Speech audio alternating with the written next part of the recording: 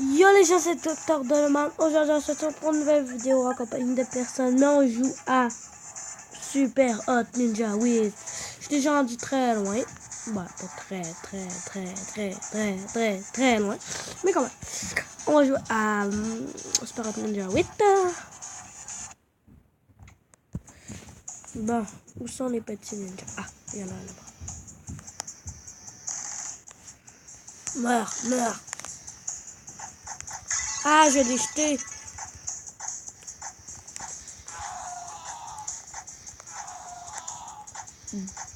Bon.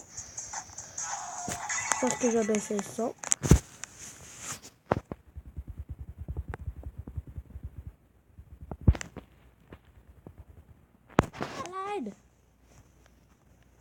Ah, vous m'aurez pas. Ah, elle a le sang. Merde. Oh non. Ah!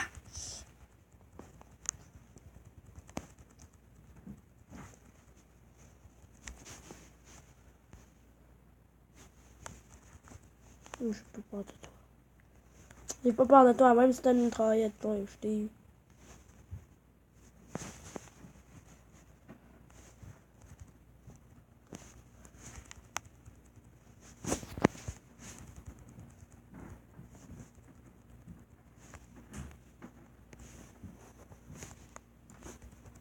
You lose. Ah!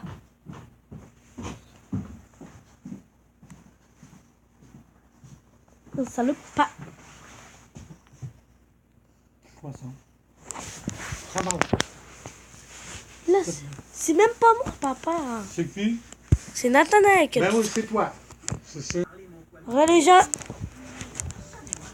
On va faire une petite partie. La télécommande de l'auto? Ouais, de l'auto.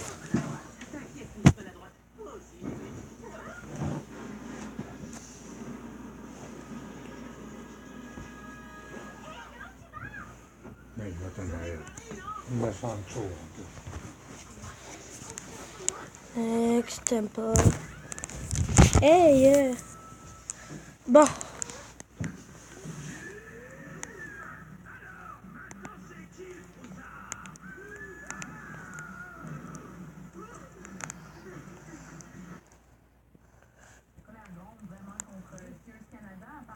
On a appris dans des documents de cours que l'entreprise va verser 7 600 000 $ à 43 dirigeants, des hauts dirigeants, des cadres. Ça représente 176 000 $ en moyenne parce qu'on veut en fait les retenir pendant la restructuration. On va aussi verser des primes de rétention de tout près de 14 000 $.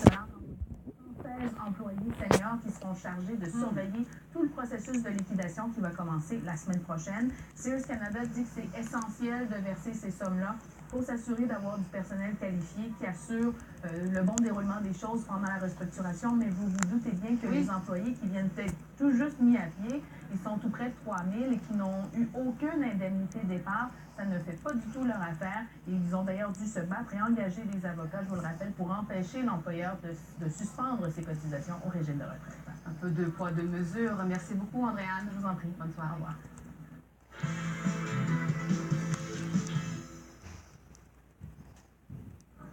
Tragique accident ce matin à Montréal. Une cycliste qui a été happée mortellement, Karine Bastien. Donc, la femme de 41 ans n'a eu aucune chance. Qu'est-ce qui s'est passé exactement? C'est survenu vers 9h30 ce matin à l'angle de la rue Bélanger, la 6e avenue. Alors, la cycliste circulait en direction est.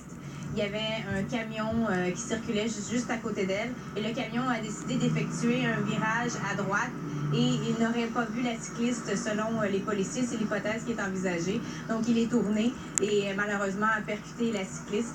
Alors, elle est morte sur le coup. Le chauffeur de camion s'est arrêté rapidement. Il était en état de choc. Il a composé le 911 et par la suite, il a été hospitalisé. Il devait d'ailleurs donner sa version des faits aux enquêteurs du service de police de la Ville de Montréal aujourd'hui, en fin d'après-midi. Justement, les reconstitutionnistes en scène d'accident qui ont passé une bonne partie de la journée ici pour tenter de comprendre ce qui s'est passé. Là-dessus, les biens, on peut écouter justement une témoin de l'accident. J'ai resté ce coup figée parce que je veux dire, j'ai tout vu. Alors, je veux dire, le crâne, tout. Elle portait pas de casse. Alors, je veux dire, mettez le casque, s'il vous plaît. Je veux dire, si vous mettez le casque, ça aurait pu sauver la vie à quelqu'un. Je veux dire, j'ai vu la tête, toute. Elle n'avait aucune chance. Elle est morte sur le coup, certaine. Karine, ce genre d'accident tragique suscite bien sûr beaucoup de réactions, autant des cyclistes que des autorités d'habitude. Oui, effectivement, notamment l'industrie du camionnage qui veut bien sûr rappeler la sensibilisation autant du côté des cyclistes que du côté des automobilistes. Là-dessus, on peut écouter deux réactions. Ouais, où? On peut mettre toutes les hypothèses sur la table, mais au bout de la ligne... Ben, pas tout de suite. Quand on va partir, papa, je vais aller le porter en même temps. Quand on va partir tantôt, là, je vais aller le porter en même qui temps. fasse en sorte que même s'il y a une erreur humaine de la part d'un conducteur ou d'un cycliste, ça ne résulte pas dans Bon, le fait que c'est ça, les gens. des blessures graves. On va jouer à un autre jeu dans bientôt, dans 3. Bon, c'est ça, je vais faire une petite pause, puis je vais m'en aller là-bas. À tout de suite. Bon, les gens, on va jouer à 100 balles. Papa, peux-tu baisser un peu le son? Oui, c'est une entrée progressive du fentanyl au Bas-Saint-Laurent. Ce qui c'est ça, les gens. pas aussi dramatique que ça ne l'est, par exemple, en Colombie. Mon score, c'est 1900. Jusqu'à 4 morts par jour en raison de cette drogue ici. Ah! Ouais, regarde, Louis. As-tu attendu? Quoi? Mais il y en aurait tout de même qui circulent dans la rue. Et le fentanyl, pour votre information, eh bien, c'est un médicament. Regarde, là, la drogue sur la rue, là, ça tue le monde. La drogue. Oui, le fentanyl. En phase terminale de cancer. Il est utilisé à des fins récréatives pour provoquer une espèce d'euphorie physique et aussi psychologique. Mais si l'on l'utilise à trop forte dose, Donc, c'est ça, les gens. On joue à 2 jeux dans une même vidéo, ça c'est rare. C'est juste pour vous. La différence entre un simple Juste pour vous amuser des fois. peut être la différence justement entre ce qu'on appelle un bon trip ou un voyage au cimetière. Donc, c'est très préoccupant de ce point de vue-là par rapport aux produits. Mais j'insiste, on n'en est pas là ici présentement à des conséquences très néfastes dans notre coin. Cependant, vaut mieux prévenir que guérir, et je pense que collectivement, l'ensemble des organismes et des intervenants dans le coin, on est prêts. Les ambulanciers du Bas-Saint-Laurent ont été formés pour administrer le naloxone, un antidote qui sert en cas de surdose de fentanyl. Hop, on va prendre 40 balles. Ils ont été formés pour utiliser, ou ils vont l'être du moins, pour utiliser le fentanyl pour, cette fois, des causes strictement... Ça fait le client. Merci, Olivier. Ah, il nous demandait les lapins, ce qu'on fait avec, je sais, pour notre consommation personnelle. Quand tu as parlé de ce soir, Ah, ben, une, il a fait puis l'autre... Ah, j'ai dit, il est bon, notre lapin. Le lapin, ça se mange pas, là, dans leur tête. ok, fait que je fais pas de la fin demain. Ah, c'est mieux. Hush. Bon, fait que c'est ça, les gens. D'environ 1 000 $. Et au mois de mai dernier, le téléviseur a commencé à faire des C'est les gens. transmettait plus d'images, plus de On sons. s'en allait, puis on va pas Madame une heure. Morin-Cyr est revenu ici au magasin à exiger qu'on lui rembourse. Des fois, là, je fais n'importe quoi, les gens. Sears Canada, au niveau du siège Vraiment social, n'importe lui a quoi. remboursé un montant de 523,90 fois $. 3. On jugeait que c'était un montant suffisant étant donné l'usure du téléviseur. Mais lorsqu'elle s'est rendue à son institution bancaire là, pour encaisser le chèque, il était sans provision. Je vous invite à l'écouter à cet effet. Il s'est suivi de Charles Tanguay de l'Office de la protection des consommateurs du Québec. Les 2 bras m'ont tombé. J'étais assez choquée, là. Je voulais me rendre chez Sears, prendre le panier puis me servir pour 1623,90 $. Mais j'ai pas osé. Effectivement, il y a matière à plainte à l'Office de la protection du consommateur. On peut mettre l'entreprise en demeure de respecter la garantie.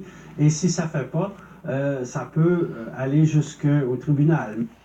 Nous sommes entretenus un peu plus tôt aujourd'hui avec Vincent Power, qui est le porte-parole officiel de 60 Sears balles. Canada, qui nous expliquait que ce n'était pas un chèque sans fond. À vrai dire, on se rappelle, le 21 juin dernier, Sears Canada s'est placé sous la loi de la protection sur l'arrangement avec les créanciers, voilà. Et ce qui fait en sorte là, que tous les chèques qui ont été émis avant le 21 juin ont été annulés. C'est la procédure, donc ce n'était pas vraiment sans provision, mais on se devait de l'annuler. Et je dois vous confirmer là, que M. Power nous a bien dit que le chèque de 523,90 $, était bel et bien dans le courrier présentement plutôt. Donc, Mme Morin-Cyr devrait le recevoir dans les prochains jours et elle pourra cette fois-ci l'encaisser. Le chèque est normal. Voilà. Merci, Emmanuel. Manuel. Émerveillé. De la visite plutôt rare à Trois-Rivières en fin de semaine, et les commerçants de la ville ne s'en plaignent pas, comme on va le voir au retour. Dans votre discours, vous disiez que ce que vous faites ici, c'est pas vraiment la stratégie qui est décrite dans les médias, que l'important c'est d'avoir une bonne relation, puis de s'assurer que la relation avec les États-Unis n'est pas prise comme étant acquise. Or, vous avez quand même procédé à un 80 balles ministériel, vous avez, depuis que M. Trump est président, multiplié les rencontres. Comment ne peut-on pas parler de stratégie organisée? Donc c'est ça les gens, j'espère que cette vidéo vous aura plu. N'hésitez pas à lâcher un gros pouce bleu, abonnez-vous à la chaîne, ça fait toujours plaisir. C'est important de bien se positionner et on sait qu'on a l'avantage au Canada d'avoir des relations qui ne sont pas seulement entre le Premier ministre et le président, mais aussi entre le Premier ministre des provinces et les gouverneurs, entre nos maires des grandes villes et leurs maires des grandes villes, entre les entreprises de chaque côté et qui chevauchent la frontière. Nous savons qu'il y a beaucoup de façons de travailler ensemble et ça a été un peu la réussite de ces relations entre nos deux pays au cours des décennies, des générations. Alors, je pense que les Canadiens comprennent que oui, c'est important de mettre l'emphase sur cette relation qui est extrêmement importante pour notre prospérité.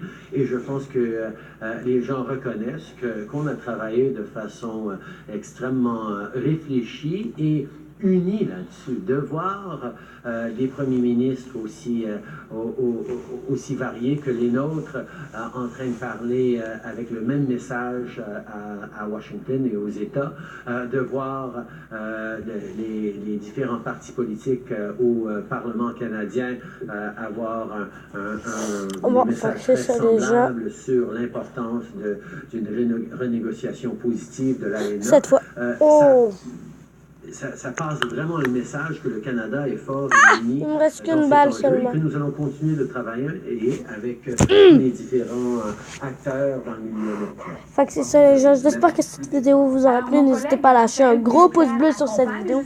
Abonnez-vous à la chaîne, ça fait toujours plaisir. Ciao, ciao. Bon, ouais, ciao, ciao tout le monde.